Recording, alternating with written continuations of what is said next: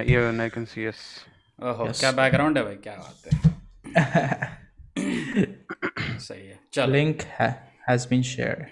Nice. Nice. All right. So, welcome everybody again to this second episode. First of all, happy Father's Day to everybody. तो जितने भी Yeah. बापू लोग हैं उनको सबको happy father's day.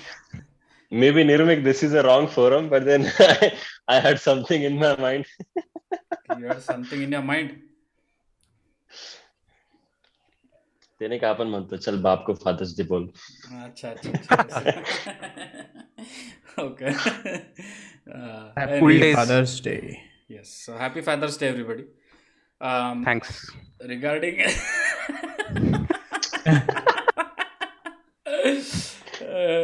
so regarding this episode, okay, अभी पहला episode जो था हमारा, that was a lot of content relating, which is very relatable to everyday life for us, right?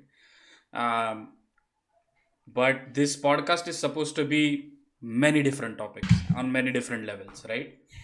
So today's episode is nothing like last episode, which was relatable topics or something like that. But today's episode is more about mind blown, getting like mind blown and thinking beyond our everyday things, and hopefully learning in the process. So, अबे type कौन कर रहा है खा खा. Sorry. मैं अपने chat में कमेंट कर रहा था. My bad. तो yes, so today I hope कि episode देखने के बाद at least some of us will be at some level mind blown, because this topic to me is one of my favorite, and this is always like I've seen these videos around it and read about it so many times, but every single time I go through it, it always blows my mind, because we are thinking at a different scale, and the topic is going to be about civilizations. But before we go to the actual topic of the civilization, even though our title already says it and you guys kind of know what we might talk about, hey क्षितिज, अरे कितना बात करेगा भाई, कितना chat करेगा, लड़कियों को छोड़ Nirmik, दे I थोड़ा. see you चैट already चल रही tripping. Chat. Already see me what? I see you already tripping. We haven't even started. Yes. But so before we go to that topic, and even though you guys kind of know what we're going to talk about, if you guys did not know about that exact thing, I want to ask a question, right? When I say the word civilization, what comes to your mind? Like for now, it is a difficult thing to do exercise, but I want you to keep out what you know we are going to talk about, whatever little bit you know, and just think about the word civilization and what it brings to your mind. Satvik. The Civilization 4 game. Oh. Yes. Okay, interesting. I never thought of that. Literally there is a character of Shakespeare. There is a character of Napoleon, and there is a character of Mahatma Gandhi. Oh. I mean, at the start, I found out it very funny. Like, I mean, why do you even invest so much time in playing? But then I recall that I used to play Age of Empire. I still sometimes do. Yeah. And maybe Civilization 4 is just like that. Yeah, Kedar is Nice. a big time Age of Empires अरे geek. favorite game. Plays for us. AOE legend. Favorite game of all time, Age of Empires. Yeah. Even Okay. Shaunak used to play a lot of Yeah. Age of Empires, but he used to play it offline. So he used to kill bots. Shaunak, if you're listening. on this Father's Day, I remember my dad. I mean, I had this CRT monitor, and I used to play Age of Empire on that CRT, Age of Empire 3. And my dad used to like yell on me like, "From days you are playing the same game, I see the same screen. Shut it down and get back to studies." You know, that's interesting actually. That's a really great like connection of Father's Day and all, because that reminds me, even my dad, like there was another game called Caesar 3, and that is also like building. Age of Empires is more about defending and attacking. Caesar 3 is more about building your island and like trading and all that. And my dad used to play that, and I used to play that. And again, same CRT monitor, Celeron D ka processor. So which is like Pentium 4 Pentium, Celeron dude. D. Pentium Celeron D processor. And my dad used to play with me, like, or by himself, like that game to some extent, you know. So that's good memories. So again, happy Father's Day, Dad, if you're watching. Mhm. But yeah. So we have Brahma Sam in our chat. Anyone interesting knows? names we have. Interesting names. No, I mean, they may reveal their name. Hey, And If they can you wish to. can as you type usual, out your real name? क्योंकि मेरा भी कोई friend हो सकता है possibly. I don't know. as usual, I cannot see the chat in the Twitch app. So you guys are gonna have to. I'm gonna have to rely on you guys to be the chat. Bring हाँ. inners. Hey, one tip Shout out to Brumax Sam. मैंने Yes. Twitch chat को ना pop out किया है, so like you can view it at the same time with the video. I cannot because I'm sharing the screen in the streaming software. Oh, okay. Acha. Yeah. Yeah, I mean next time maybe I can adjust and do all that, but for now I can't. He's saying Bruno Max Sam equals Brumax M. Okay, I don't know, but okay. Anyways, let's get to our discussion. Yes. So okay, Yeah. so for Satwik, civilization reminds him of that game. What about you guys? What does the word civilization? I think civilization के बारे में जब सोचता हूँ ना, मुझे society दिमाग में आती है. Like society would be but I think society is kind of subset. I think a lot of societies form a civilization maybe, but basically civilization मतलब population है और उनके बीच में there is laws, trade, culture, and there's some level of coordination. Okay. Right. वो मेरे दिमाग में आता है. I mean that's my basic, but that's more like a society. I think civilization is something society से थोड़ा बढ़ के possibly. I don't know if it's synonymous or I what. think civilization is society over time, something of that sort. But anyways, Kshitij, what do you think? So when I think about civilization, the only thing that comes to my mind, maybe it is in my subconscious mind, it is Harappa civilization, something which is really organized, clean, and there people live in a set of rules, or according to set of rules, and follow a particular standard of living. That's all I can think of. Yeah. When you said Harappa, and when anytime anybody says Harappa, you say Harappa, like that kind of exclamation.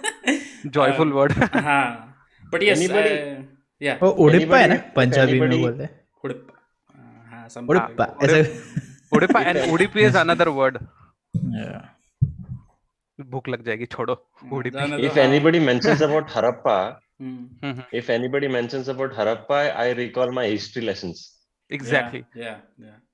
So yeah, There used even to be this book in, I think, 5th standard or 6th standard. Yeah, 5th standard. And that is the first time we even I think that Mohenjo-daro was the and first time we Harappa. ever learned about any ancient civilization.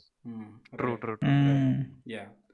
Yeah, even for me, before I came to know about all these things that we are going to discuss today, civilization was something like Mayan civilization, Harappan civilization, and all of that stuff, which is basically over time a society, like he said, like a society has existed over an X period of time, and they had an important impact on the world and the culture and how things changed in the world, kind of. So they are kind of called civilizations, right? And so yes, for me also that was similar, like what Shidit said, or what in line with what you other two guys said. But having said that, so today's topic is about similarly civilizations, but on steroids, on a huge scale on the universe. And what does that mean? What does that entail, right? So if you see, what is again, this is going to be a question to you guys, but so what do you think is the single common factor between civilizations throughout history or humanity throughout history that you see as a factor that can be considered or measured as considered as a measure of advancement, or as a measure of going ahead, that they are more advanced now than before, the civilization. Mm-hmm. So do you think, or can you think of any factor like this uh, which would contribute to this? I think Yeah. you wanna go first, Sitij? I think it's all about raising standard of living.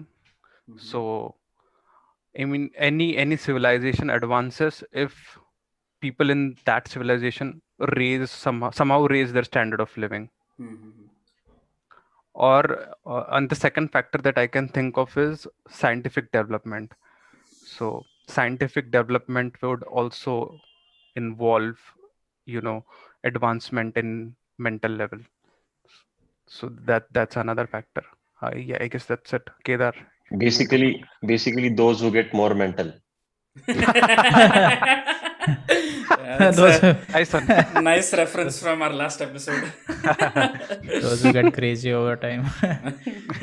Yeah, I know. I think intelligence as a species, where language, Okay. I think हमारे दुनिया में बाकी animals के पास they don't have that advanced level of communication जो human being के पास है. एंड साइंटिफिक डेवलपमेंट वो एक है. Like I think these 3 factors Right. Okay. I can think Nice. about. Nice. Nitish Mule, welcome to the chat. Hey, Nitish Welcome to the bhai. podcast. Personal Don't freedom. start Personal coding. freedom. Nice. He's saying, उसको एक warning yeah. दे दो कि code snippets मत डालो chat में, नहीं तो इधर के उधर ही हैश इंक्लूड डालेगा. Hey, chat. If you're new, so you can hit the follow button. So तुम्हें notification आएगा next time we go live. Also, you can also give your thoughts in the chat. Okay, like we are discussing, but you're also part of the discussion. So Yeah, that's if the whole point of doing it live, because we want everybody to be a part of this discussion so that we also learn. And I think Nitish puts a good point, right? Personal freedom, one of the and it's a probably a good measure of how advanced we are. Right? So what Maybe about he's also cross-referencing another fact, but then let's stick to civilization discussion.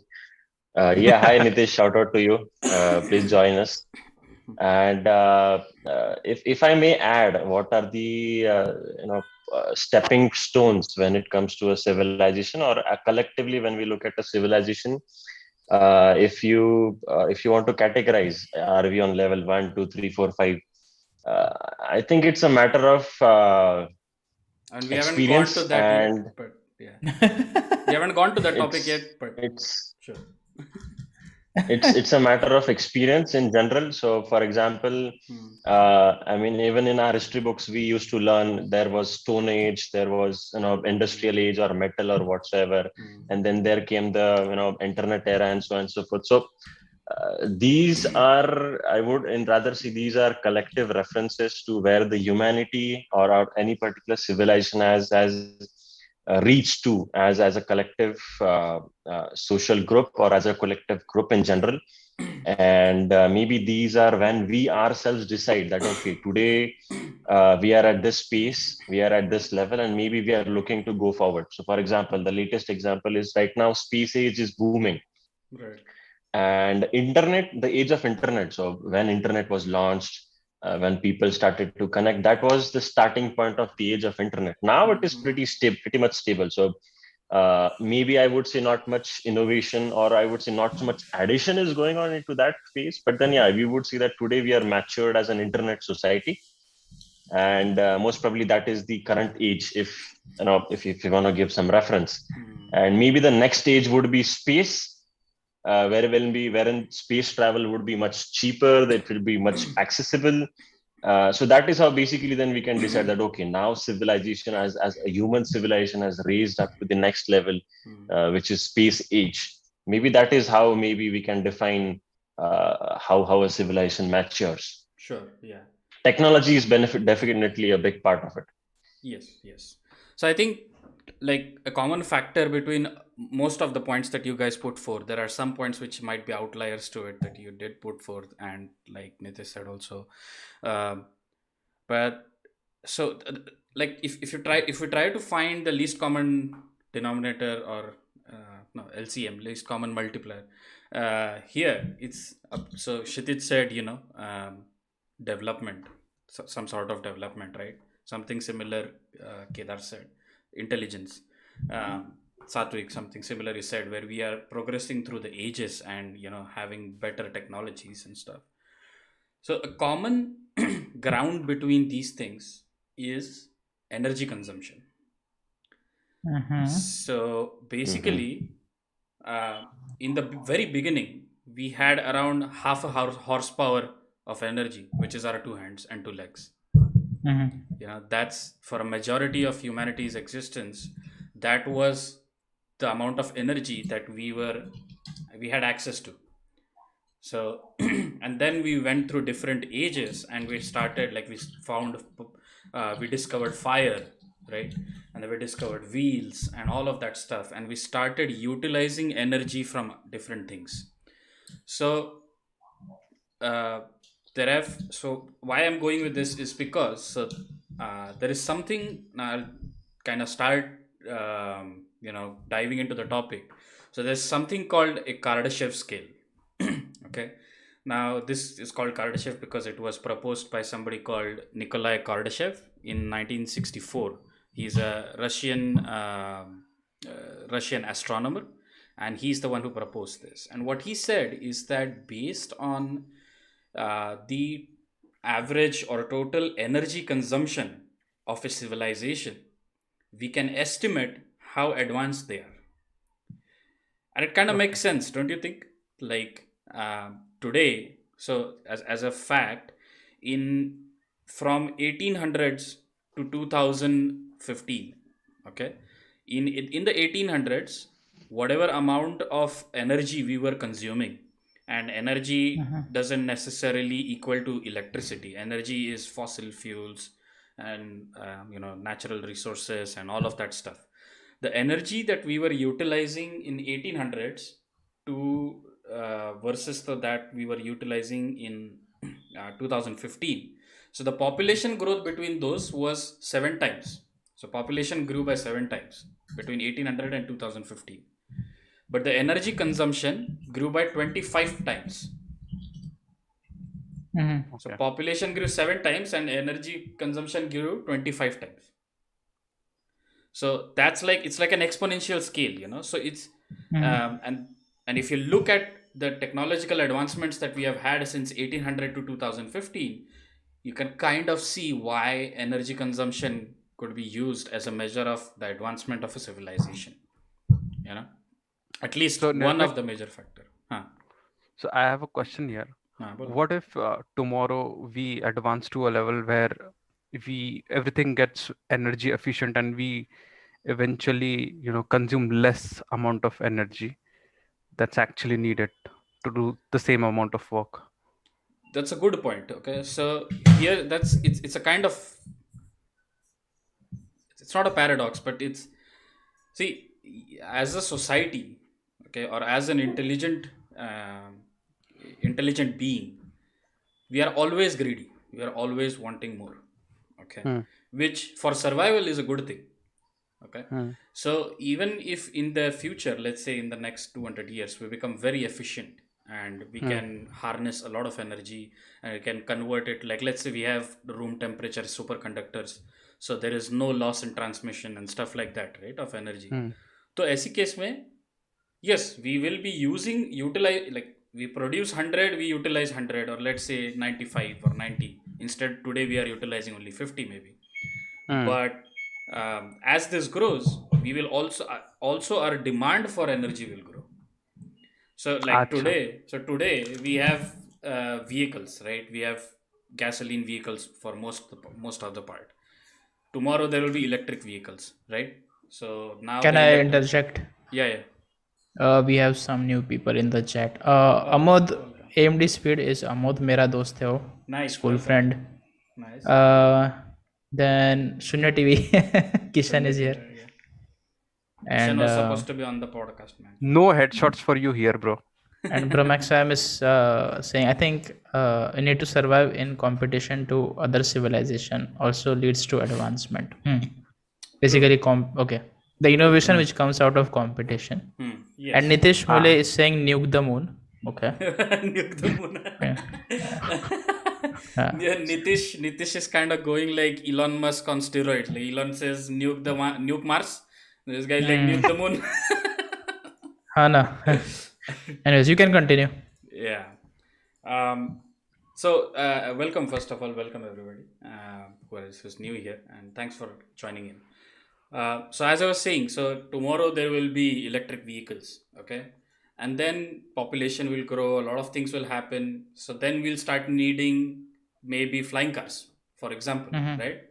Now, to make a car run on the road, if it requires X amount of energy, to make the same car be levitating and be floating, it will require at least 10 to 20 to 50 times more energy, because it's simple, right? On the ground is supporting the weight of the car itself. You are the only added weight to it, right? And the engine is designed such that it can carry that weight and your weight. But when you're levitating, now first you need to cancel the gravitational force. So first you need to have enough acceleration to cancel out 9.8 meters per second, meter square, right? Meters per second square. Per second, whatever, yeah. Whatever it is. So you need first that much amount of acceleration to cancel that out. At that point, you're just levitating. Then you need to also go ahead, go up, down, whatever it is. That is more energy, right? So it's a simple example where as humanity grows, the requirement of energy is going to keep growing. Okay. Yeah.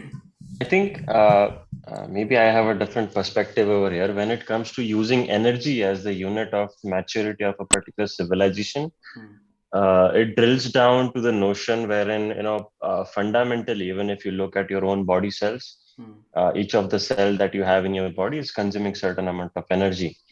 And as in we grow, maybe and at a certain point of time, they might be at a mature state, or maybe later on they can degrade. And same thing applies to technology.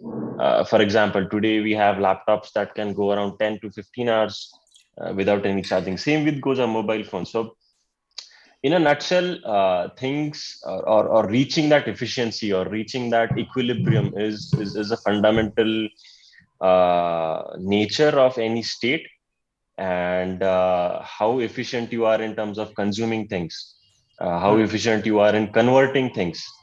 For example, converting wind into electricity, electricity into heat, because at the end, each of the fundamental aspects of life, which comprises or which makes up the civilization, it eats up energy.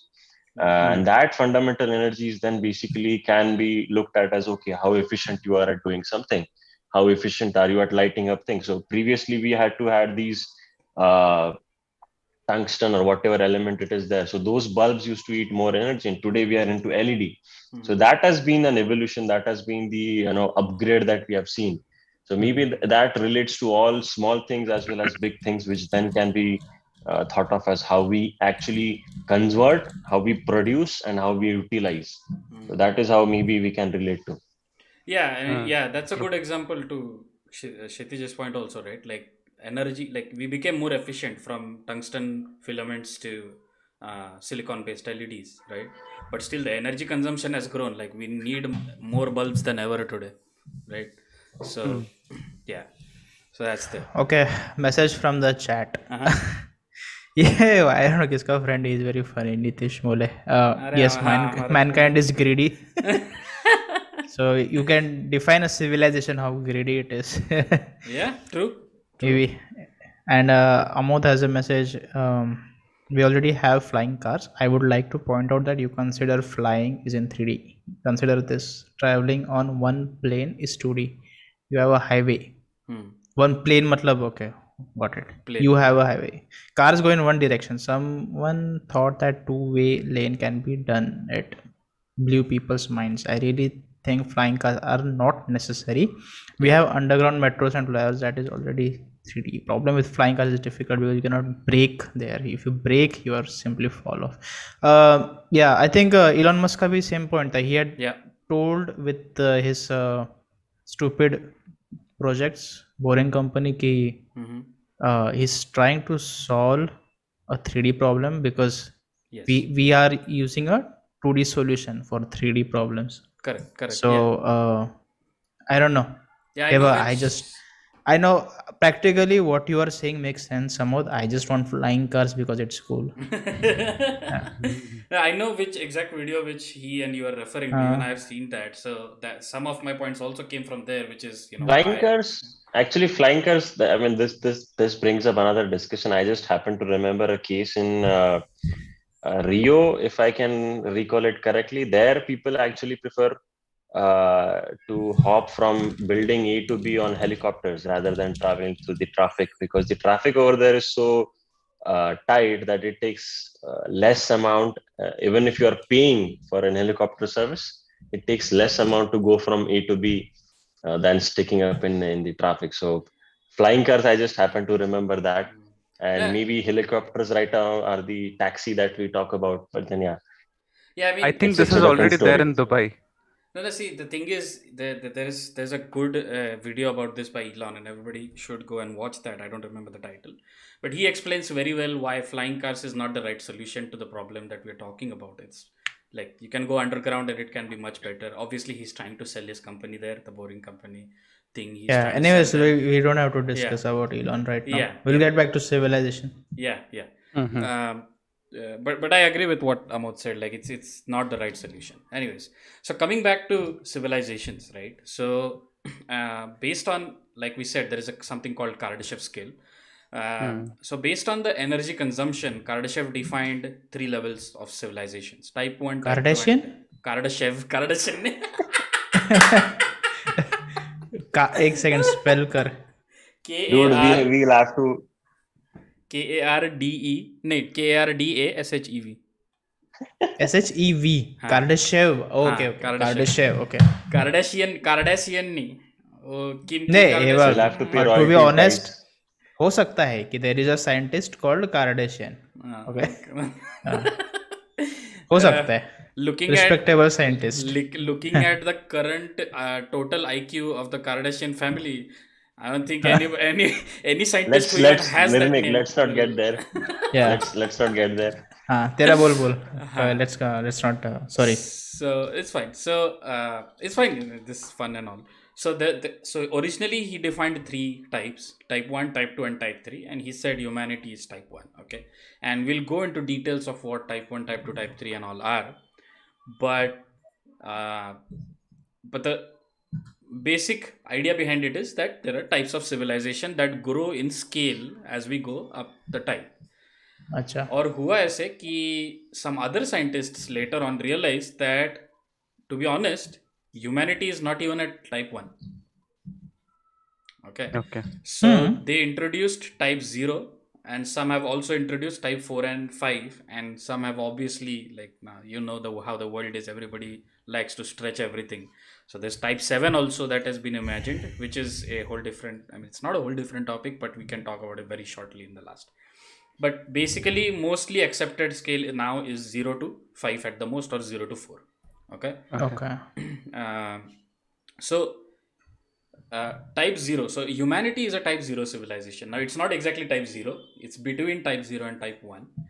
And in so there's another scientist called Carl Sagan. He's a very famous scientist, American scientist. So he, सुना सा लग रहा है नाम. हाँ. So सुना. नाम. Sorry, I need to get the punctured joke off my brain. Hold on. Sorry, you are talking about Carl Sagan. Yeah, so he calculated some years ago कि, like, he was very obsessed with this कि humanity to type 1 है नहीं, so what is it, So he did a bunch of calculations, observations, blah blah blah blah. And what he estimates is that in around 19 now I have some notes here because I can't remember everything. So around the industrial revolution, right, which happened majorly in US, but all over the world, industrial revolution period, which is, I think, somewhere before World War II or around World War II. I'm not sure, right? I mean, I'm not a history person. Maybe Kedar knows better. Mm-hmm. But whenever that was, humanity was at around 0.58. And in 2012, it was it was speculated that it is around 0.72. And in 2018 or 19, or maybe today, we are saying that it is somewhere around 0.75. Okay. Okay. So humanity is at somewhere around 0.75 scale, and it is expected that in the next 100 to 200 years, we will go to, we'll reach type 1 status. Okay. Okay. Now, what is type 1 Abhi, status though? like, hang on a second, I have a question. Bolo. So I think you're saying World War One, two के वक्त we were 0, and now we are No, maybe no, 0.5. not one two के जगह time we were not 0. Around industrial revolution के time पे we were 0.58. Okay. And अभी we are around 0.75. Okay, ठीक है. Yeah. Got it. Before that, see, it's again, it's like a cascading effect, right? Like earlier, to go from 0 to 0.1, it must have taken 1,000 or 10,000 years, but for the next 0.1, it might have taken 5,000 years or something, because there were advancements in technology and stuff like that. So that's why, so we right now are at around 0.75. Okay. Is there any joke going on in the chat? I need to be in that. Yeah, Mod was asking ki what is the scale? Elaborate, please. 0.5 with the virtue of what? Like context. Okay, is it I don't think this is a objective thing. A subjective thing. We are not actually there. We don't have a formula where I think we calculate. This is just. I think this is just a progression. Right. I think it's a speculative progression based on energy consumption of the world, or of that civilization rather. I think he would be able to relate the magnitude once he understands further types of civilization, type 1, type 2, I guess. Yeah, I think so. Yes. So Kishan is saying his question is how you define humanity. What is humanity according to each and every one of you? Humanity is a different thing we'll talk about. I mean, yeah, and it is part of this thing. वो stretch हो जाएगा फिर. So I mean, a civilization, because we are humans, that's why we are talking about humanity. But there can be other civilizations which are not humans, right? And this is more about just the civilizations in general. Hold on. You just made a point over here that because we are humans, we are discussing about humanity, and there could be someone else who would be talking about a species known as humans, and then they do this and they do that. It just occurred to me. I mean, this is kind of off topic, but I want to mention because it is very, very interesting. Sorry, Nirmik. It's like right now you are talking and you have all your skills and capabilities because you have a brain, and that brain is wired in such way because of which you have those particular skills. So even if you're thinking right now that what is humanity, that is because you're conscious, or your hardwiredness of your biological structure of your brain is allowing you to do that. So maybe there are certain concepts which are humans, or as humans we are capable of learning, but then there are certain aspects which, because of our biological limits, we might not be able to grasp. And it's like if you're studying yourself, if you're studying your own biological structure. So for example, if doctors and biologists, if they're studying human behavior, if they're studying human biological structure, they are basically limited by the way they can think because of their own biological structure. So that is kind of an interesting analogy, wherein it's like if you're discussing yourself, that is your own perspective. It is much better said when someone else is doing that. So for example, if there is an alien who is then giving a review of what humanity or how human civilization is, then maybe that could give a different perspective. So just a thought that we are limited by our own biological structure when it comes to analyzing things. I think not just biological, even our mental limits, right? Like, which in some terms might relate to biology. That is at a fundamental level, that is biology. That is our structure, how our brain is hardwired. Yeah, humanity talking about what it is to be a human is like a paradox again, or a recursion. uh, but anyway, so going like trying to come back and like uh, this there's a lot of branching topics from this, but like we want to make this episode shorter than our last one, especially because we went on for 2 hours last time, and a lot of people said nobody's going to sit and watch 2 hours of episode, which is understandable. So we're trying to make True. this episode into properly segmentable parts, um, so that we can post it on YouTube in segments and people don't feel overwhelmed, by it.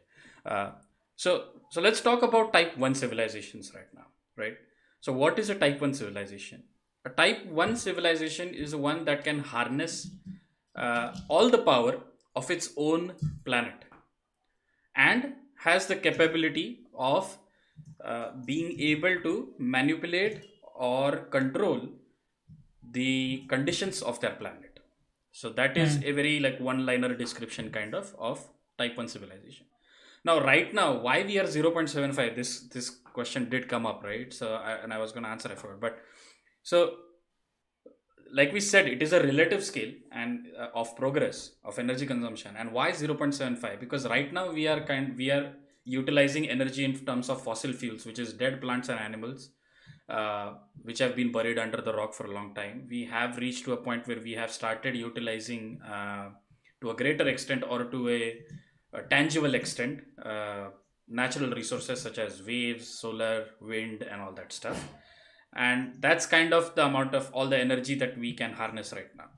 But a type 1 civilization, what they would be able to do is they would be able to harness things like all the geothermal energy present in Earth, all of the sunlight reaching Earth, uh, all the wind energy available on Earth, all the fossil fuel energy on the Earth. And it doesn't matter whether it is efficient or not, it's about being able to utilize it. Okay. Efficiency is actually a good topic that I never thought about before Kshitij said it, but at least in neither of the articles or videos I saw has anyone talked about the question about efficiency. It's just that they can utilize it, or they have methods and technologies to utilize these resources basically.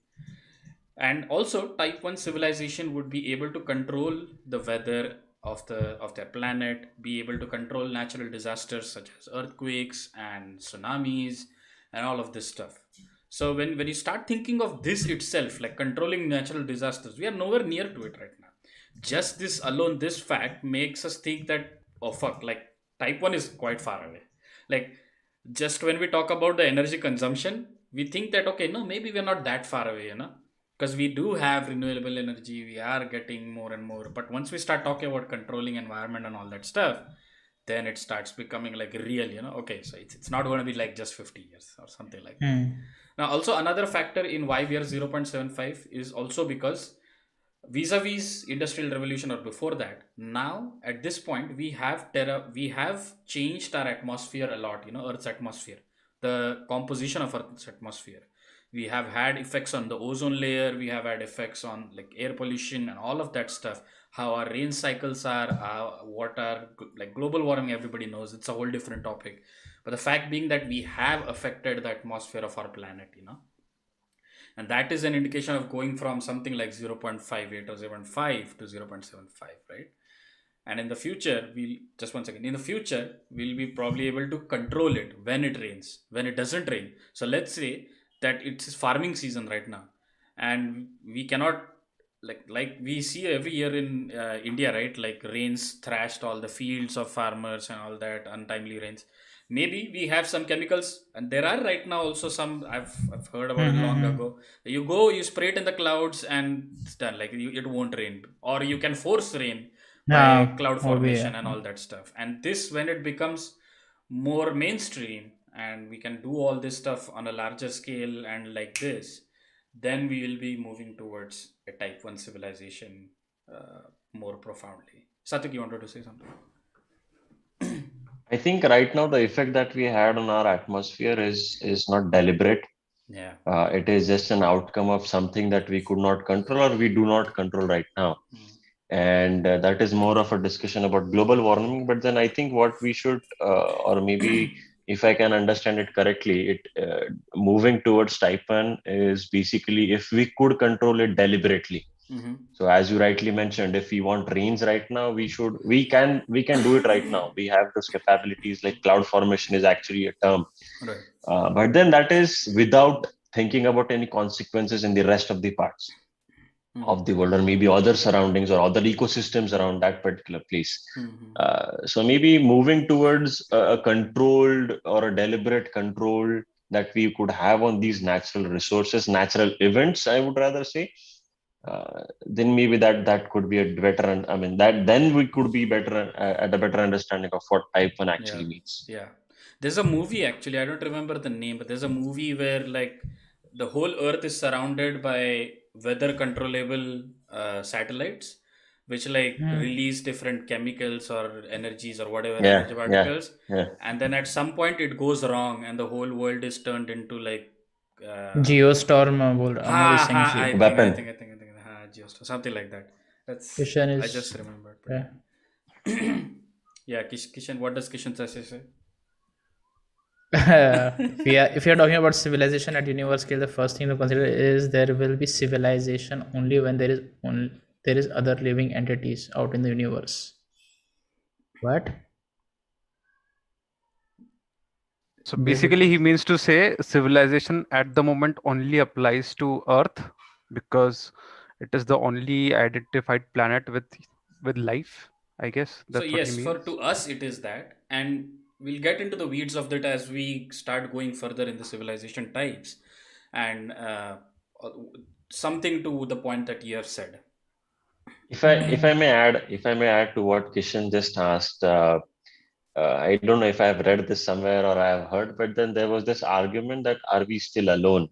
Mm. And someone basically gave an nice explanation around this. So Hmm. basically, there is something known as a Goldilock region, and this is actually a term. Yeah. And Earth is right now in that Goldilock region, meaning that Earth is placed at a right position in the right orbit at the right distance from its sun, so Uh, that it not burns, it is not that cold. So basically, life as we know it, uh, Earth right now has the perfect conditions, and that is the reason where if any planet could be, then they basically can generate water. They can, a life as we know it can prosper. So the reason for or reasoning around that question was, if we know right now that this particular in this particular solar system, Earth is in this region. Consider for a fact that there are millions and trillions of such solar systems in one galaxy, Yeah. that is Milky Way. And if I can recall from the previous discussion, the Milky Way span is so much that even the light, for what humans have lived on, the scale and the pace of our Milky Way is much bigger Yeah. than what we can think. And there are trillions of such galaxies. Mm-hmm.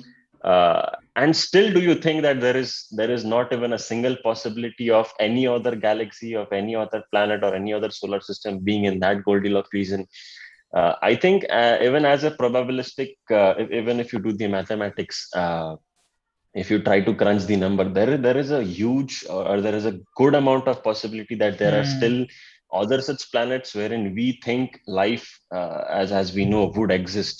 So And I. we could rather also then hope that people, or maybe living beings, as we understand, who have some kind of understanding, who speak, who have some language, they have some technology, they move to and fro.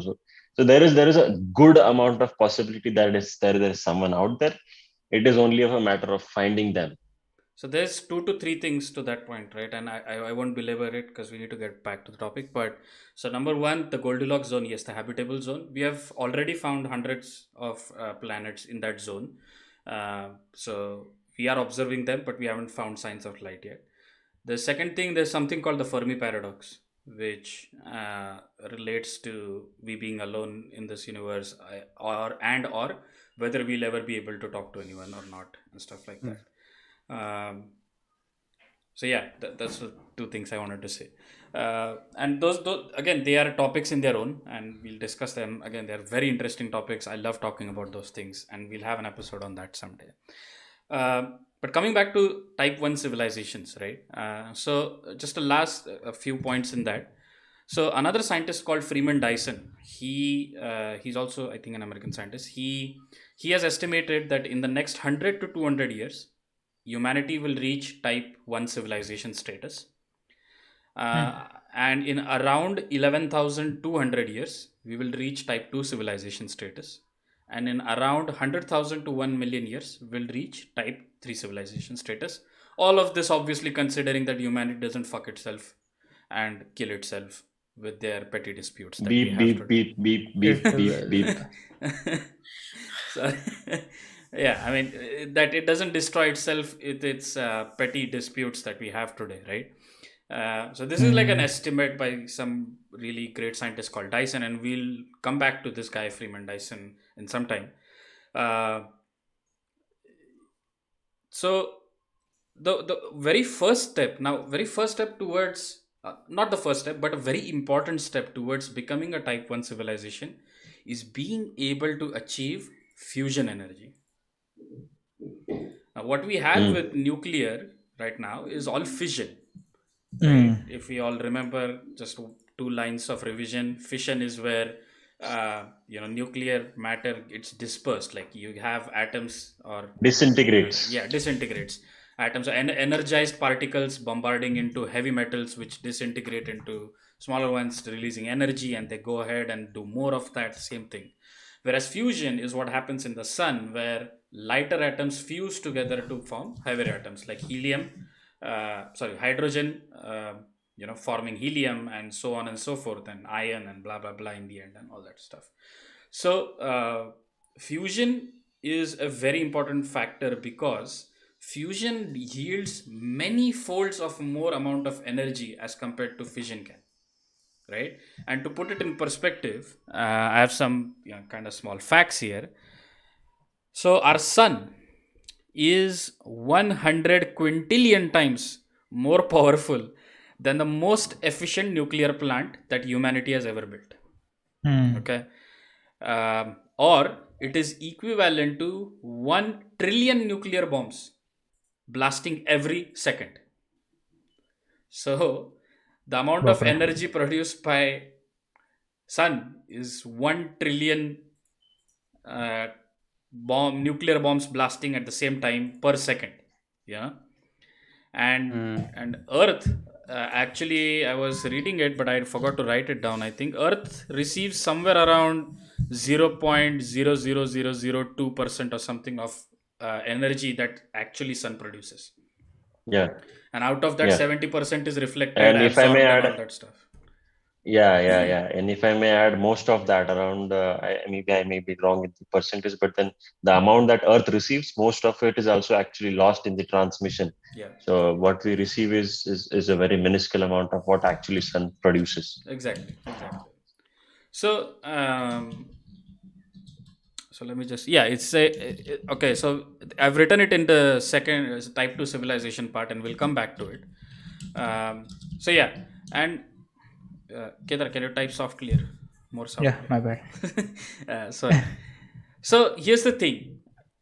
It is theorized that there is a good abundance of type 1 or near type 1 civilizations in our Milky Way itself. Okay. That's, of course, it's a theory. But then why have we not detected them, right? Or why have they not detected us? So here's the thing. First of all, a civilization is not detectable unless they are transmitting radio waves or some kind of waves. How are you going to know that they exist if there is nothing that you can read, right? Maybe you can read their energy signature, but since like Milky Way, like again, coming back to the same points, it's like 105,000 light years wide. If you're reading a light from 105,000 light years ago, then it's not, the civilization is maybe already gone. But the basic being that, are they transmitting or not? And if they are not already at type 1, or if they are not transmitting radio waves to make sure that somebody else knows that they are here, we cannot detect them. And even if they are, even if we take humanities, because humanity is transmitting a lot of radio waves, so somebody should be able to hear them. But here's the thing, even with the best technologies right now available to transmit any kind of information into space, in around 200 light years of distance, they become absolute noise.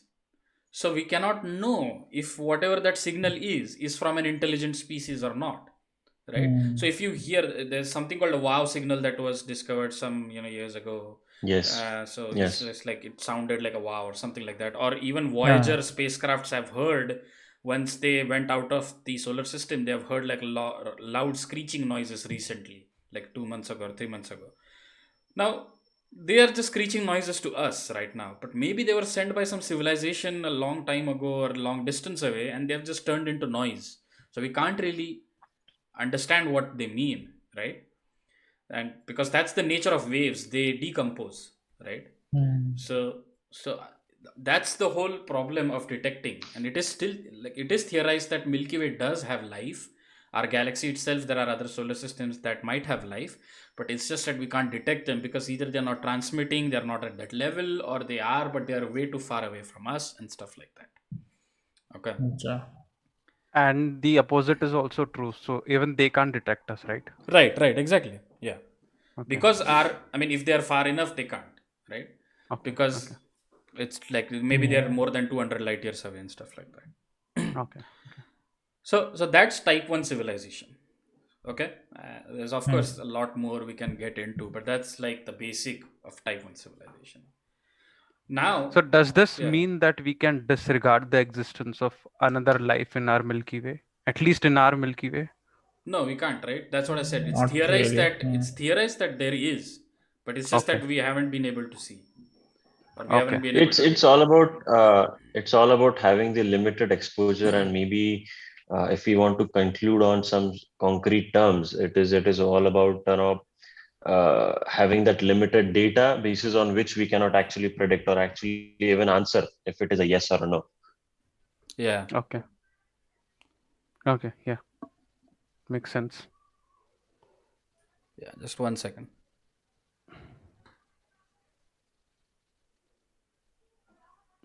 So, meanwhile, you take that break. Yeah. Do you guys have followed that UFO sightings on the internet? I think a month ago, some of the US organizations had released. I think it was US Navy who had released these few videos and sightings of unidentified objects Pentagon. that their Yeah. Navy or so that Maybe was I think. actually strange. I don't know. Like as a kid, I used to watch a lot of this UFO thing on Discovery, but when that actually story came out, I was like, "Meh, whatever." I don't know. Yeah. Same here. I thought Huh? I was not interested for some reason. I should be. I don't know. It's just we don't know. But it's How many odd of that you? I they're mean, there is confirming it. See, I mean, if you there have is a seen, meme. yeah, go ahead. There is a meme, if you can, I mean, all of you will recall there was this show Aliens on History Channel, and there is this guy with all his hairs, and he's a meme now. How many of you guys must have I don't heard know. or seen I that don't know show? about It's it. shitty. Ancient aliens, that thing. I was earlier interested in Yeah, this topic, exactly, aliens, a lot, but after I watched Koi Mil Gaya and I saw that Jadoo, dude. I thought The- I thought I'll never be interested in looking at an alien, what the Bro, that's like lol. not even studying or reading about them. that's like I the think worst alien movie I ever. think people I think people from the chat will now leave simultaneously because of this joke. No, please No, don't no, leave they will say us. there are loyal Yeah, supporters. yeah, don't leave Amod has us been like, you know, conversing. Yeah, Amod is like really interested in this stuff. So, nice. Nice, nice. Yeah. So let's go on to type 2 civilizations, right? So what are type 2 civilizations? Natural progression of a type 2 civilization is solar system. So a type 2 civilization is basically able to uh, is a interplanetary, but inside the solar system kind of civilization, and the most important distinguishing factor of a complete type 2 civilization, not one just moving from 1 to 2, like 1.5 1.3 wale nahi, but a level 2 who has reached level 2 civilization would be able to harness all the power, not some, okay, all the power from its star. Now our star is our sun, right? There are other, again, this is a different topic, but there are other systems which have, first of all, more than one sun, two suns, three suns, etc., or they have white dwarfs as their star, or something of that sort instead of an actual sun, or red dwarfs, etc. But that's a different topic. So for us, that is the sun, right? So basically it means that we would be able to harness all the energy that the sun is producing. Now we just saw some time ago. I stated the facts about sun about like 1 quintillion times the nuclear power plant and stuff. So just imagine when you say a type 2 civilization is able to harness all the power of its star, what that magnitude of energy is. Just imagine, right? So That's Like, Nirmik, I crazy. have a question here. huh? When you say we would More be a than type 2 civilization would be able to utilize all the energy Hmm. of its stars, Hmm. does it mean that energy, uh, I mean, the amount of energy received, or all the energy that it already has, the stars? I mean, we The receive around energy that is 0.002, I the guess. yeah, so the energy that the star produces, so like for example, sun produces energy in different bands: infrared Okay. band, visible light band, and all these other different bands. So we'll be able to capture all those bands, and as much as it releases. So basically we can no At the more. source. Right. So somewhere near the source at least. So now Okay. we can no more be on Earth and try to capture all that, because Earth, see, it's like sun is this big and Earth is this big. Now in audio, once you can just imagine, whoever is listening on audio, like if sun is like a basketball and Earth is like a tennis ball. First of all, the fact is that not all light is going to fall on Earth. So you can't be at the Earth and say I want to have all the energy. You have to go Oh. to the sun to be able to. You have to be around that basketball now to be able to capture all the energy. Okay. So Okay. I but think this actually also highlights one important aspect. Mhm. If we can recall what Nirmik was saying a few minutes ago, moving from type 1 to type 2 is also dependent upon the energy consumption. It is not only about how efficiently we are using it or how much we are using it. It is also about the requirement. So if we are looking for harnessing the energy of the sun at its source, so basically it also depends upon the requirement. So right now, if we are having electric cars basically need charging, and to store that charge, basically we need batteries. So unless and until we have those many batteries, we would not need that much amount of energy. So essentially, it also, I mean, if we are starting to, or if we are even looking at harnessing the energy from the sun, it also depends upon the actual requirement that we need uh, for what or what we need that energy. Yeah, and see, the fact in that is that when we say needing energy, or what we utilize the energy for, it's very important to understand one thing, that the energy that we are, or whatever efforts we are putting into being able to harness more energy from different things, it's always not just for what the activities that we are currently doing. It's also for being able to expand. So for example, right now we have fossil fuels to use in cars and all that stuff, right? Cars and gas and all that stuff. But we are also utilizing something like Keralox, or things like that. Like we invented Keralox, not invented, but we discovered or formulated Keralox or methane based rocket engines so that we can reach out of the planet now. Okay, so so that we can go from being 0.75 to being 1 or beyond 1 someday, right? So the same way, a type 2 civilization, when it's trying to consume all the energy from its star, basically why it's trying to do that is because now it wants to go to being a type 3 civilization, and it needs all this energy to be able to achieve that, right? Mm. So It's all and about survival. yeah, exactly, survival and expansion because of survival and all of that stuff. Mm. Yeah. And like I said, like this is being able to extract all the energy of its star is for a already like at the final stage to exact at the point of type 2 civilization. उसके पहले, before that type 2 civilization is 1.5 7 and all that stuff, right? तो वहाँ पे what we would be doing is mining asteroids, mining other planets, trying to colonize other planets, trying to terraform Mm-hmm. their atmosphere. So, for example, what Elon Musk has suggested is that and he's not the first one to suggest this, but is that we go to Mars and we nuke the two poles. Mm. What that will do is it will start generating heat, and in a Oh. few decades, the Mars's atmosphere will heat up instead of being so cold, and then it will start, being more favorable for life. Blah blah blah. So basically, Hey, terraforming my is that. question with that thing is, Huh. although it will heat up the surface, but Mars doesn't have a layer, ozone layer kind of thing, or do we not need a layer There is because it's atmosphere. Mars? Thickness of the atmosphere to contain the heat. There is atmosphere in Mars. It's just that it is very Yeah. less as compared to Earth. No, I'm saying I know there is a light atmosphere on Mars. I'm saying that now Earth has atmosphere, but Earth also has the shield, that ozone shield. Hmm. Because if we don't have the ozone shield, it will destroy everything on Earth, even though we have an atmosphere. Yeah. So my question is, maybe we don't need an ozone shield in Mars because anyways Mars is so far from sun No, that's not that. true. So ozone, from my understanding at least, ozone Hmm. is not the layer that keeps heat inside. It's the one that keeps harmful radiation outside. Mm. Okay. Yeah, or that. So and of course for Earth there is also the magnetic field which actually does the most of the job of keeping radiation outside, and Mars also has a magnetic field. It's weaker than Earth obviously, and it might not have ozone. So it's not that we'll be able to roam there naked, even if we terraform it.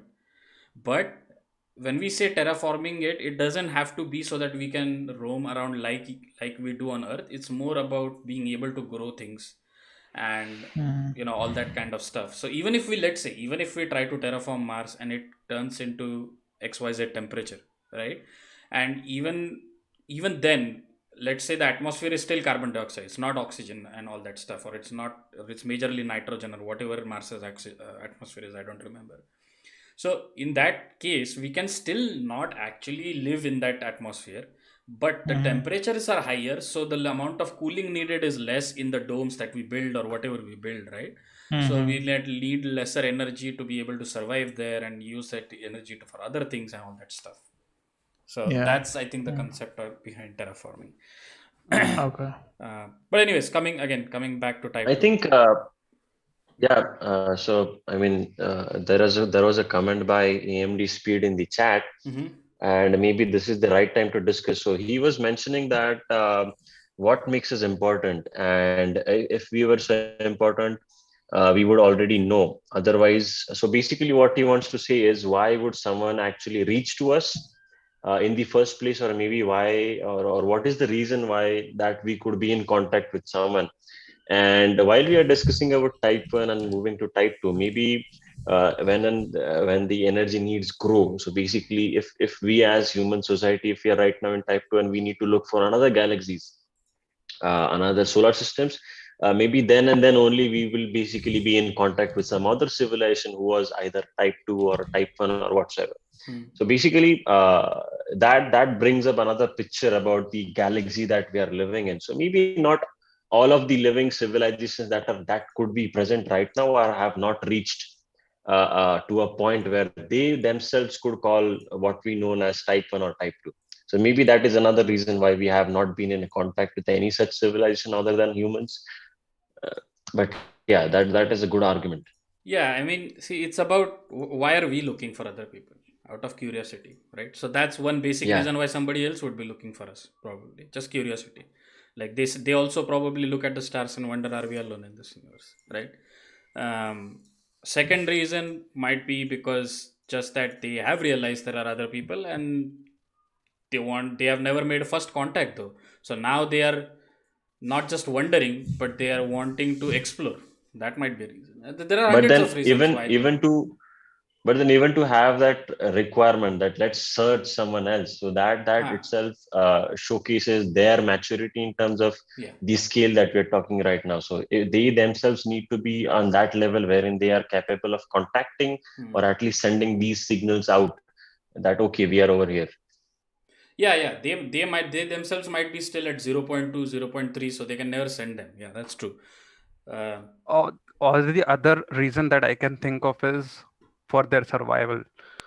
at the moment, like we know that Earth is, it's becoming.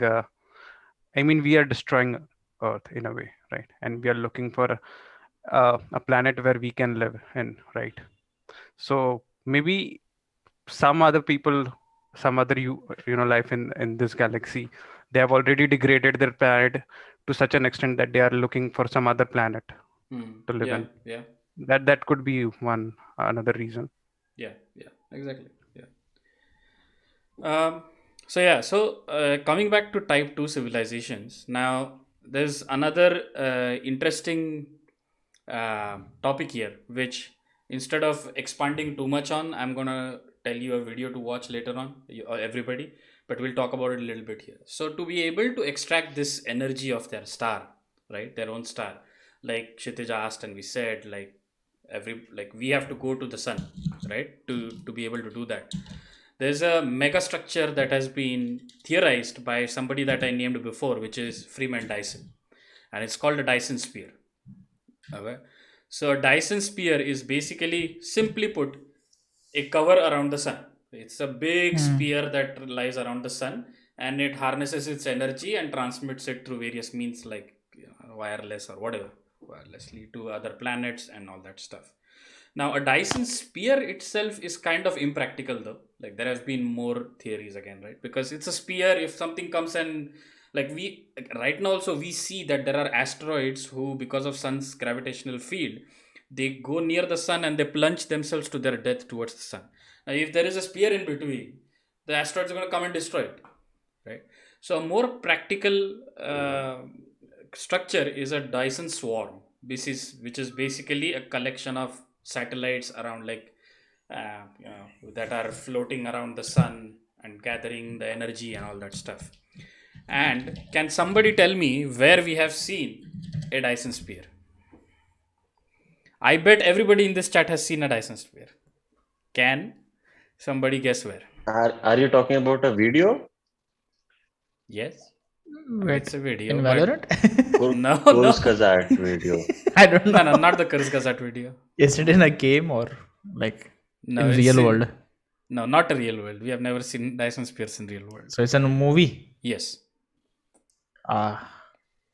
In a famous movie. Yes. So we are gonna play. What game is that? English, Hindi, Hindi. Dumb charades. Damshara. So I'm saying Star Wars. I think Star Wars. So the one we have seen very recently in a very famous movie is in Avengers. Avengers. Do you Oh remember- yeah. Huh. Do you remember how the new Endgame. Thor's new sword is made? Not Endgame. New sorry. axe. Yeah. The axe Ah, that is yeah, made you're Oh of right. Thor. fuck yeah. Oh sorry, beep. Yes, yes. They have a star. Now that's not as big as a sun. That's- That star is not a sun. Should that It's be maybe a white dwarf or something of that sort. And obviously it's a movie. Yeah, okay, They yeah, wanted right. to show action, Relatable, so yeah. it's kind of made relatable. But that's a Dyson Sphere where it's kind of taking energy. Now they have depicted it such that one beam goes and all that stuff. Maybe that's not how it will work, but that's the basic concept of a Dyson Yeah. Sphere.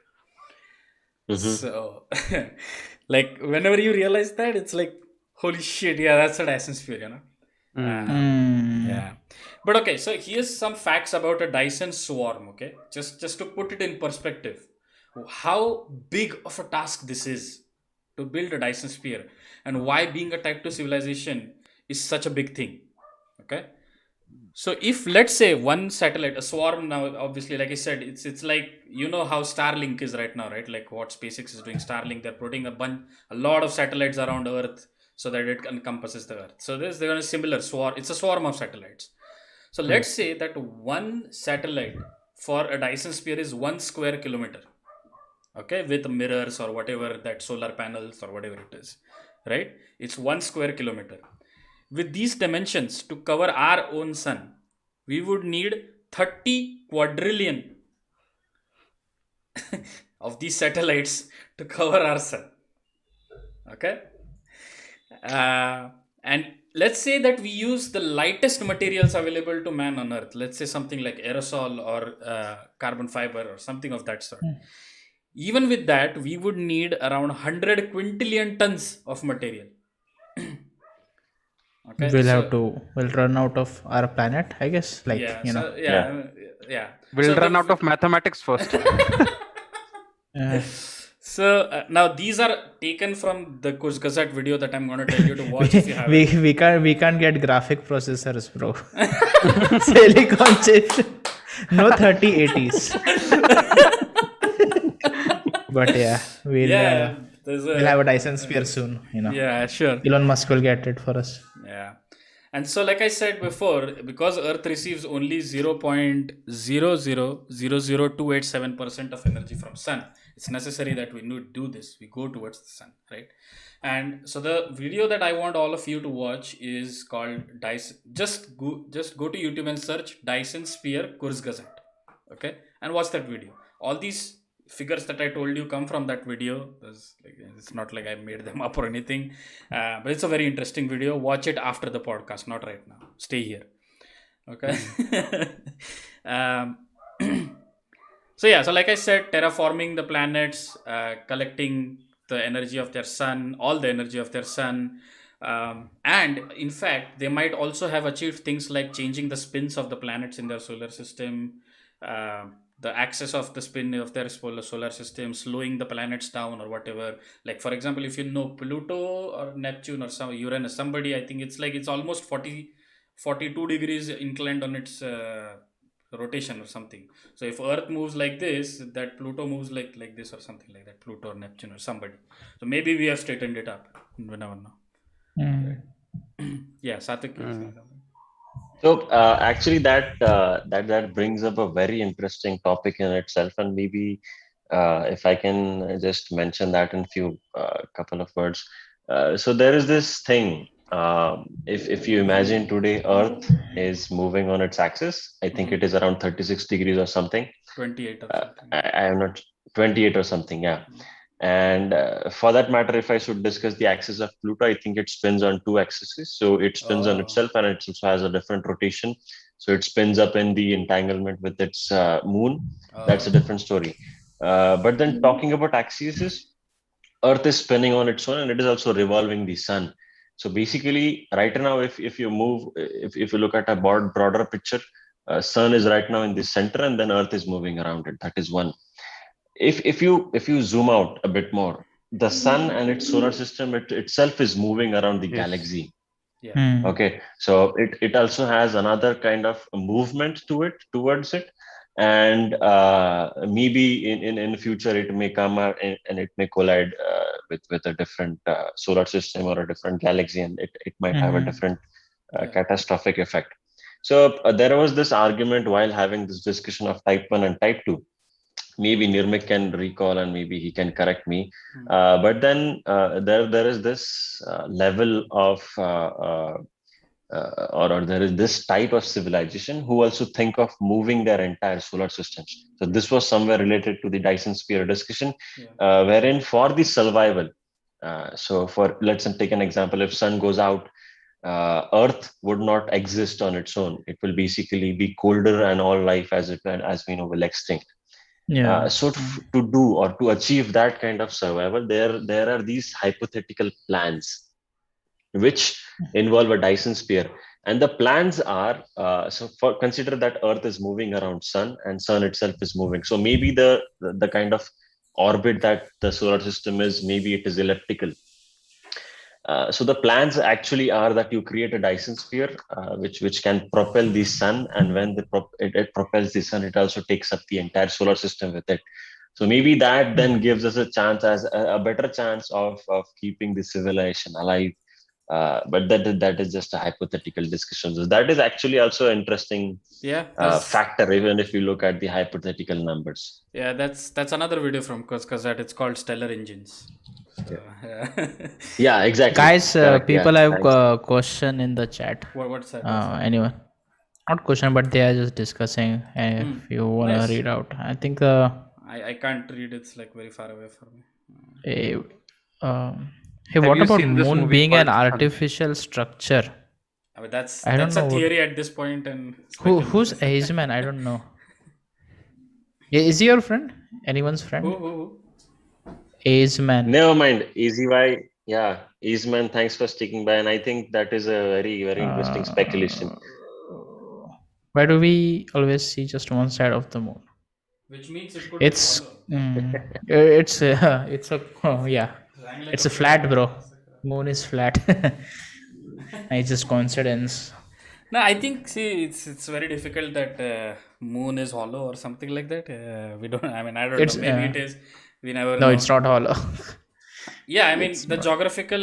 See, there have been scientific readings of it. If it was hollow, like we have taken different readings, like what is that, infrared readings and all of these spectrographs that are drawn and stuff like that through observatories. If it was hollow, they would look different than when it is filled. Like, just simple, right? You take a ball which is hollow, cricket ball, and you, if you have scientific equipment, you send sound through it, and you receive it on the other end. How it is heard on the other end would be different than how it is if it was a solid ball. So I think there have been enough looking into that, and I think it's I think pretty well. the couple of things mentioned about moon is true, and another thing is you can also moon affects the gravity on Earth. So Yeah, if it it does. were hollow, maybe we could have known that it's working. It should have working differently if it was not hollow. Yeah. Also, yeah, is when that the coincidence is so insane that our moon, the its revolution, it's at a perfect time that you never see the other side of the moon. It's so crazy, dude. Like, look at the odds, Yeah. and then the moon, which is you always see one side. I don't think And moon rotates at all though. It's in a geostationary moon, orbit with Earth. moon itself does it rotates. Wait, what? First of all, Earth revolves around the sun. Yeah, so moon revolves around the Earth, but it's also rotating. Yeah, Is it? even Earth is, yeah, because if the moon is not rotating, you would have been able to see all sides. No, it's in a geostationary orbit. So if it's going like this, it will always be, one side will be always on our side. If it's I rotating, guess rather, that's you why will we be are able able to to see. see one side of it. Yeah, I'm saying opposite of I what I you're think we saying should. here. I think we should fact check what we are discussing and Uh, maybe follow up next time. I know. Yeah, next Lol. time. Yeah. Anyways, true. yeah. Yeah. Okay, Satvik, chill. Because this discussion is blowing my Okay, yeah. mind, and I'm like, dude, seriously, I cannot think of a way wherein moon is stationary and it is just moving. But because I think we should dig down Yeah, and let's read yeah. more Okay. stuff around this. Yeah. And but to what he's saying, what if it's an artificial structure? I was just thinking, I was defending that it's probably not, but maybe it is, and that discussion comes in Type 4 civilization, and we'll come to that. Okay. But now let's go to Type 3 civilizations. It's high time we go to Type 3 civilizations, and I'm going to try and sift through it faster now, because I think we have already at a 1.5 hour mark, and we are anyways going to reach 2 hours this time again. But okay, so what's a Type 3 civilization? A Type 3 civilization is intergalactic, which means for us it Star would be, Wars. yes, Star Wars is the best. Star Wars and what was the other thing, Star Trek, they are the perfect examples of an intergalactic or Type 3 civilization, where we are, moving between solar systems and stuff like that within the galaxy. So for us, within the Milky Way, we would be kind of um, moving around the whole Milky Way and all that stuff, right?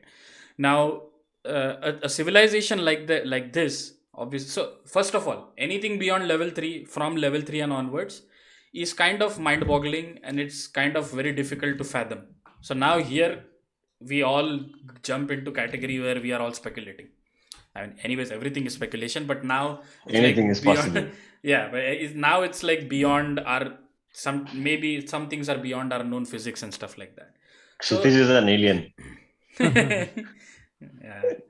So a Type 3 civilization could probably have all these transportation or modes of transportation worked on, like we saw in Star Wars or Star Trek, such as warp drive, or something that we saw in Interstellar, which is wormholes. Through wormholes, we are traveling from one solar system to another, or something like that, within the galaxy. And so these are things that we can't, physically, or with our current physics, we cannot understand right now. So that's why it goes into that that realm. Now it's also possible that a type 3 civilization might be able to harness dark energy and dark matter, right? And be able to get energy from that, or be able to produce stuff from dark matter and harness its energy and stuff like that. Now recently, 2 or 3 months ago, I'm not going to talk more than 1 2 lines on this, and let's not discuss on that, but there's been a paper that suggests, again it's theoretical obviously, it suggests from observations that maybe what we call black holes is basically dark matter, Mm. which we haven't, and it's called dark matter because we can't see it, and we say that Yeah. 94% or something of the universe is dark matter or whatever, and we have never seen it and blah blah blah. Maybe that's what black holes are, right? So maybe Mm. if this civilization knows about all this, they are harnessing energy from black holes or using black holes for travel or time dilation or what, we don't know. Could be anything. And this civilization could be, like we said, it's intergalactic, I mean interplanetary and within the galaxy and stuff like that, so they take over the whole galaxy. So that's type 3 civilizations in short, okay. And the reason why we're not going to talk too much about this is because there's a lot of theories that can be built around it, and it can go on.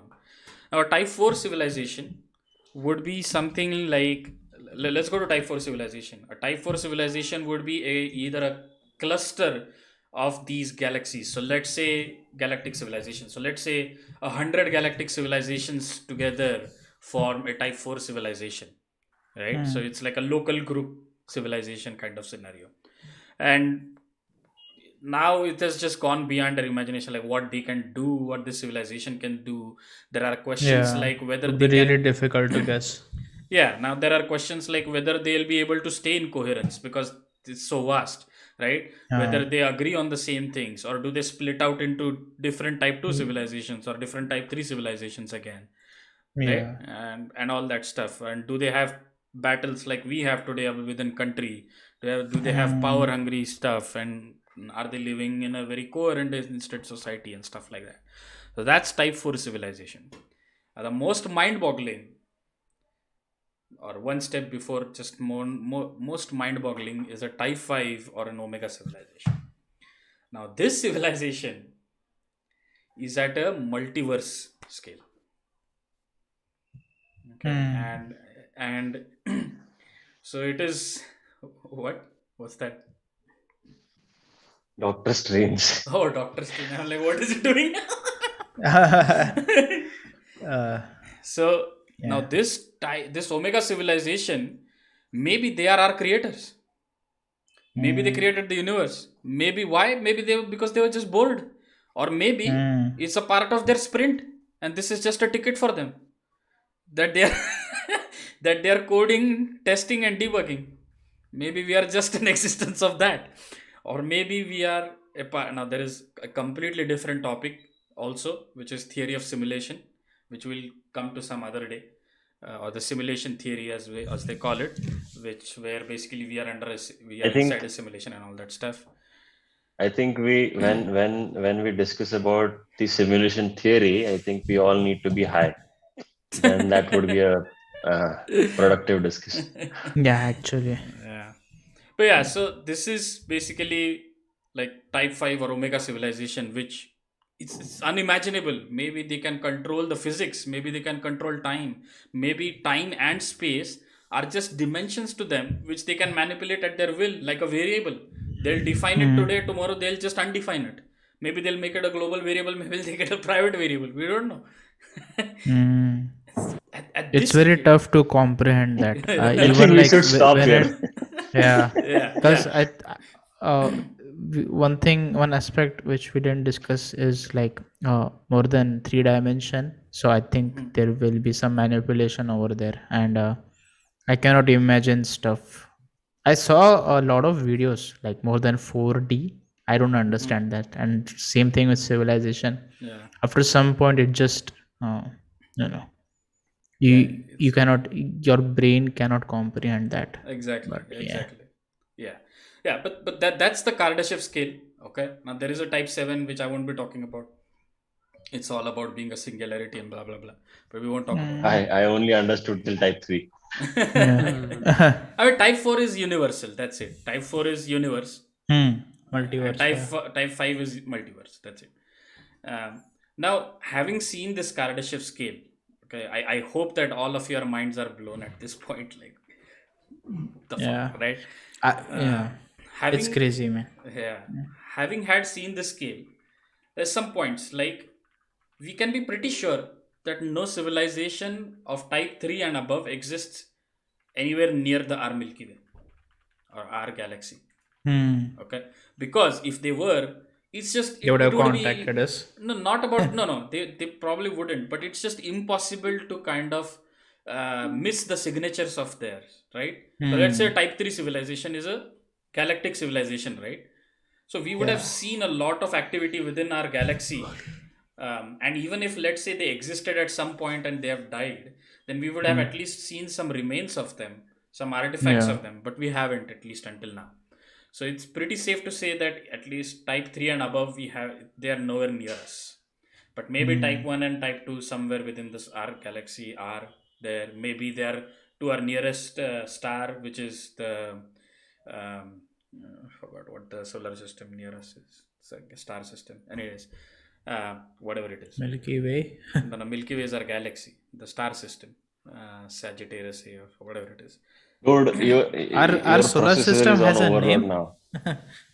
No, our solar system doesn't have a name. Another solar system does have a name. I think our solar What? system is solar system. Right? Yeah, yeah. And which solar system? Like So in the same. they call Anyways, it yeah. they call it by the names of the star. So that star system. So for us, it would be the sun star system, for example. Yeah. Because it's called the sun. We haven't named it Okay. anything. But there is another star maybe which is we have named as Sagittarius A. So a solar system that is around that will be called the Sagittarius A solar system. You know, or the Also, sun there system. are M1, B2C. Yeah, exactly. Correct. Yeah.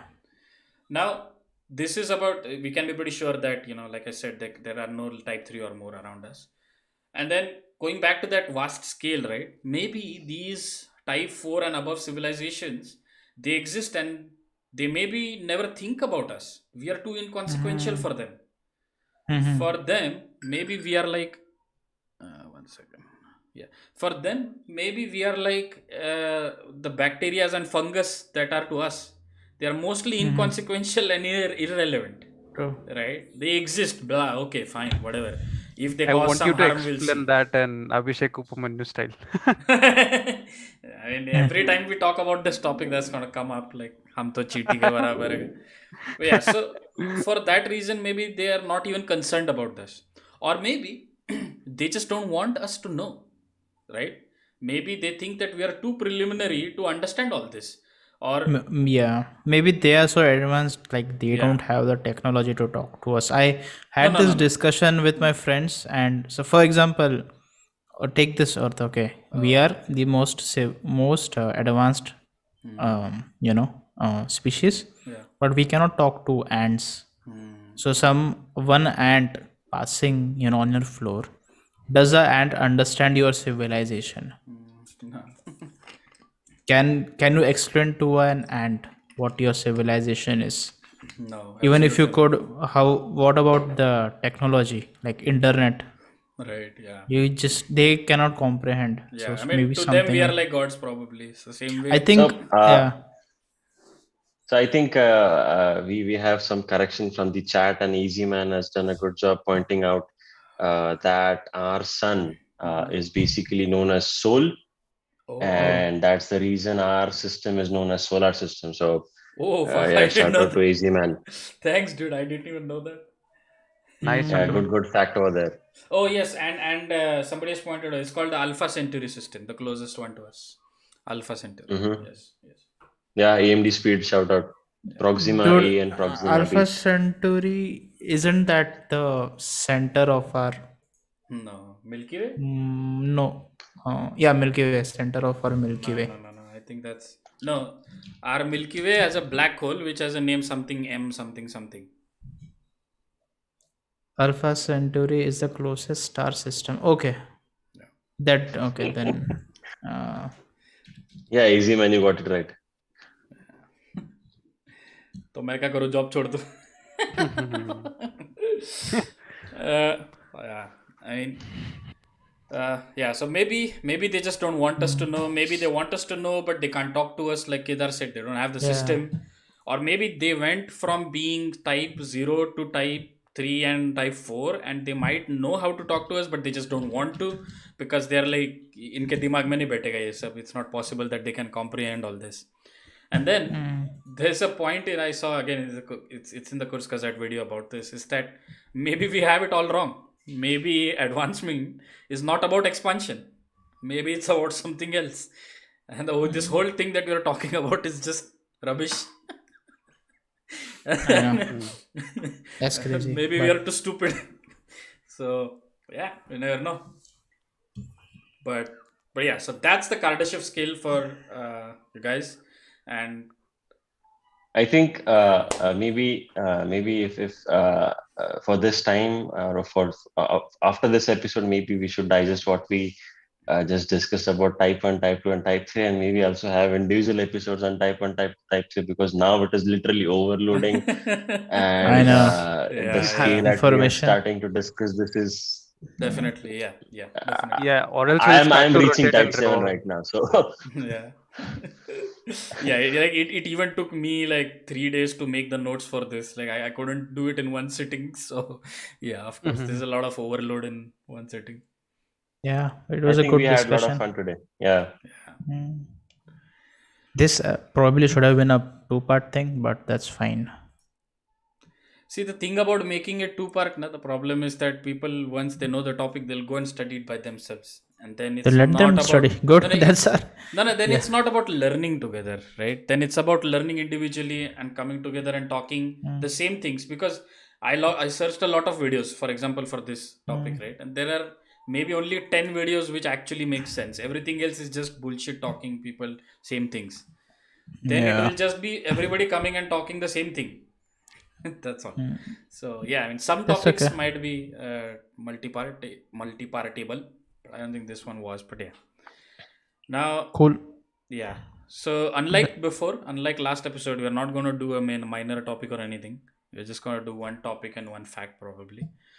Yeah. And- We'll meet again in 2 weeks. yeah, and I think Kshitij has a fact to share with us. Do you? No, I don't have. Okay, so I don't have any. That's fine. Then I have a fact to share, and this is somewhat related to becoming maybe a type 2 civilization, and it's about rockets and space. Okay, it's about rockets majorly. So Okay. I am a big fan of SpaceX and what they're doing, or just the rocket race, the space race that is going on. So does everybody know about the space shuttle program that NASA had? For their moon Mhm. mission? No, that's the Artemis one. That's just the space shuttle mission that used to be there. Remember Kalpana Chawla and all Yeah. that stuff? Yeah, for going to Yeah. ISS. Yeah. For ISS, building the ISS and going to ISS and all that stuff. Mhm. So, but in 30 years, in the span of 30 years that it existed from 1980 to 2011, the space shuttle had a total of 5 spacecrafts. Discovery, Atlantis, and all those names, Challenger, and all those, right? And they flew a total of 134 flights. Okay. Reusably. Now the original plan for this space shuttle was to be reusable, or what SpaceX has done now, but they were never reusable, they were refurbishable. Okay. And we'll go into that topic someday later, why they were refurbished and blah blah blah.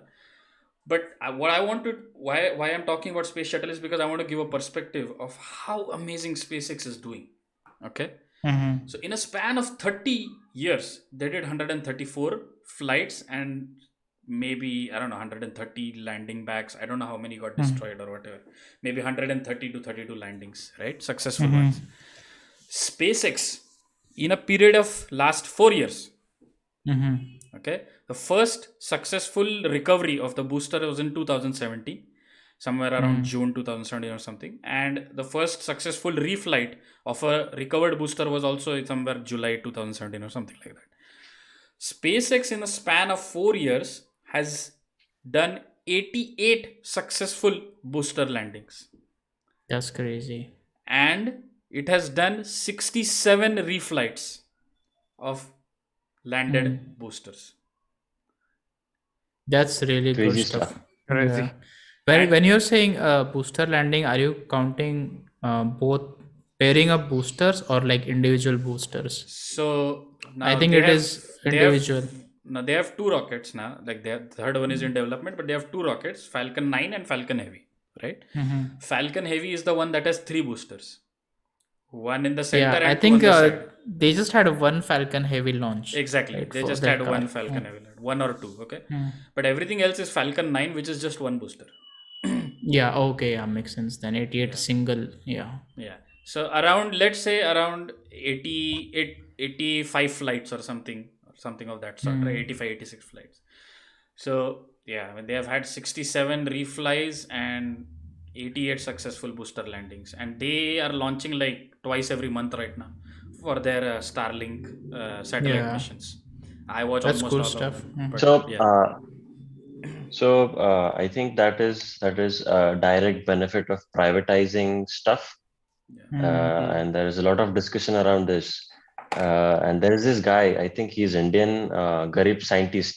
Yes. And if you guys follow Garib scientist, he also follow-ups and gives Mm-hmm. us updates about all the Indian startups Yeah.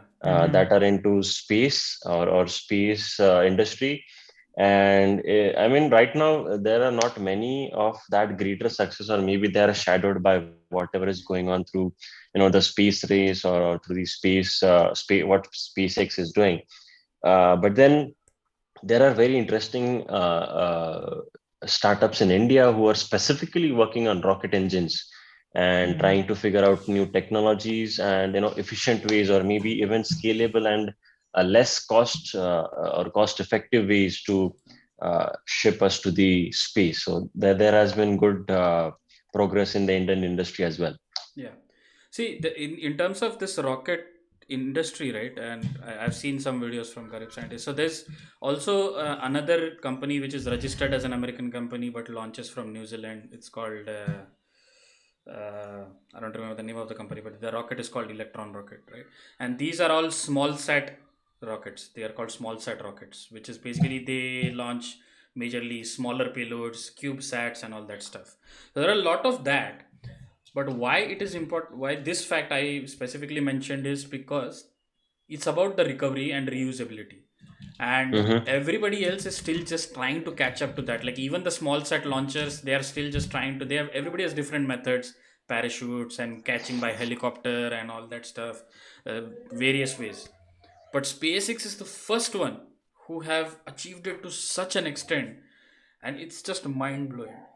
Mm. And So, so just to add to what you're just talking about SpaceX, Mhm, or maybe we are talking too much about SpaceX. So there was this coverage from Bloomberg that I was watching the other day, mhm, and they were covering a company known as Astra, yeah. and the company, yeah, Astra.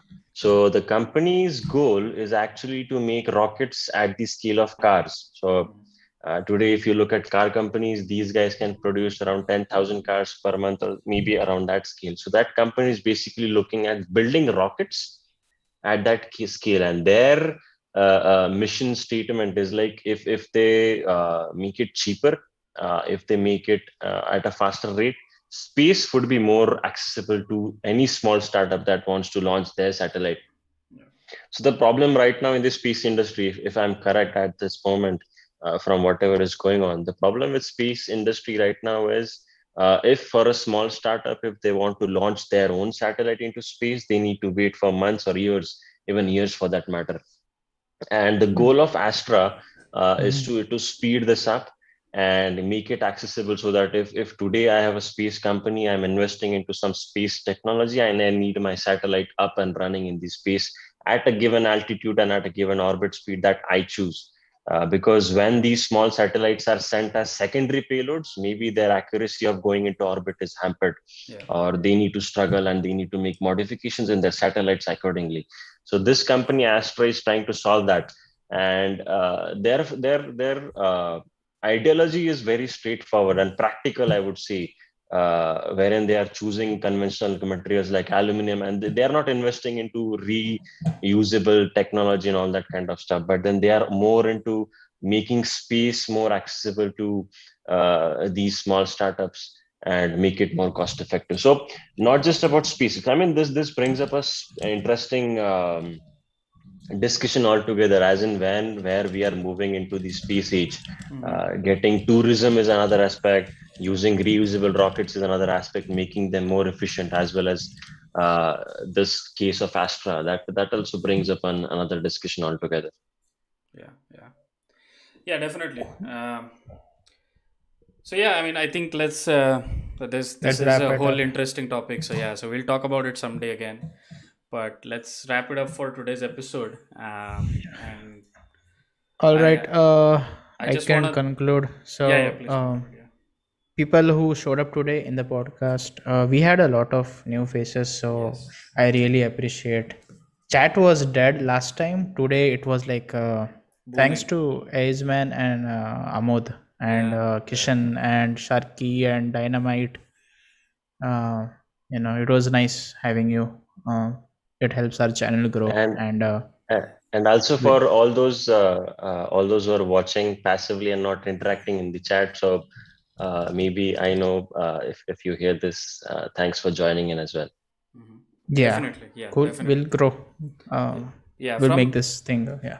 From next time Yeah, we'll and stream on YouTube because that's what the aim was for today also. Like if you don't know, but Hmm. I forgot that you have to activate live stream. Like you have to try to go live once and then 24 Hmm. hours YouTube takes to activate that bullshit. I forgot about it, so I couldn't Yes, do it that's today. fine. But Yeah. we'll get it there slowly. We're Yeah. learning brick Yeah. by brick. So Yep. Yep. all yeah, right. and special thanks to Yeah. Nirmik and Satvik, because this was a lot from them. Yeah. Uh, I didn't know. I this don't know was much yeah. about civilization, so it was I nice didn't know a learning. hint of it, to be honest, and I think this topic is something like the more you dig in, the more you will start rotating and revolving around yourself. So The yeah, the this was more you quite dig in, the insightful. more you get lost. Exactly, It's very like true. quicksand. Yeah. So thank you both. Uh, No, I think this is one of the factors that we want in the show, which is not just generic topics like last time, but informative ones where one or two people know Hmm. more and the other ones learn along with the audience. So we also become the audience and stuff. And there will be more formats that we'll bring in future. But yeah, All right. So yeah, we'll be posting short clips throughout the next mhm. 2 weeks, and Yes. you can share that with your friends, and we'll see how it goes. The Yeah, response. and guys, everybody who is here, please make sure to go and subscribe to the YouTube channel as well. And whenever we Hmm. post clips, please, even if you have been here in this episode here, if you can, this is a little bit of a kind of greedy ask, but if you can and go and watch those clips throughout, like from timestamp 00 to full, it helps Yeah. because for YouTube, the most important factor is how long somebody saw your video for the I engagement. think, So if you Nirmik, can I do think that, we it will be should great. discuss the YouTube algorithm in a separate podcast. Yeah, we Yeah. can do that for sure. But the All request right, for guys. now is Yeah. that please do that. So yeah, Mm. that helps and leaves Okay. likes. Okay. All right, thank okay. you so much, guys. I love you all, and we all love you. But yeah, Cheers, guys. Bye. cheers. Bye Thank you. bye. Ciao. Good Bye. night. Have a good Have a nice Sunday. Good one. Have afternoon. Bye good bye. weeks. I'm gonna stop See the you soon. stream. Yeah.